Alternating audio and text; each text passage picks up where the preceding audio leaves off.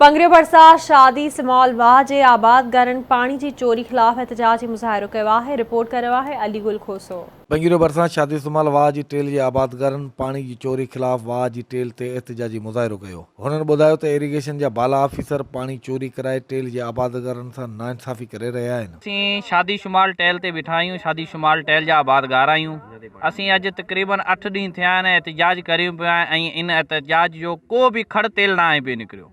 बासर ज़िमीदार अहिड़ा मज़बूत पंहिंजूं पाड़ूं हणियो वेठा आहिनि जेको SDO अजनेर बि हुननि खे कुझु कोन थो करे सघे। ऐं SDO साहिब खे असांजे आला ऑफिसरनि खे असांजी अपील इहो आहे कि असांखे पाणी टेल ते पुॼायो वञे। कल्ह बि असांजो एहतजाज हो, अञा ताईं बि असां वटि पाणी कोन पुॻो आहे। जेको पाणी बि आयो आहे हींअर फुल वाह हले पियो।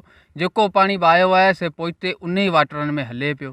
ठीकु आहे, उहे वाटरनि जी वीडियो ठाहे तस्वीरूं ठाहे हर चीज़ करे असां जेको आहे से मीडिया ते ऑफिसरनि खे मिनिस्टरनि ताईं ऐं हर माण्हू खे असां मोकिले छॾी आहे। हर माण्हू ॾिसी वरिती आहे। ठीकु आहे, पोइ बि जेको आहे हुन जे चीज़नि ते अञा ताईं अमल दरामद कोन पियो थिए। भी कुछ दिनों पहले धिक्के लगाए गए वाटर कोर्स पे, वाटर कोर्स से धिक्के तोड़ देंगे। हमारा जो दरोगा है उसको इतनी भी मतलब अथॉरिटी नहीं कि वो उनके ऊपर FIR काट सके। उसका तबादला कर दिया गया। जब उसने धिक्के लगाए तो उसको कुछ बड़े जिम्मेदारों ने मिलकर उसका तबादला करा दिया। हुननि वज़ीर आला सिंध ऐं आपाशी जे वज़ीर खे अपील कंदे चयो त टुटल वाटर कोर्सनि खे बंदि कराए टेल ते पाणी पहुचाए ॾिनो वञे। कैमरामैन सिकंदर अली खोसो सां गॾु अलीगुल खोसो, आवाज़ TV न्यूज़ पंगरियो।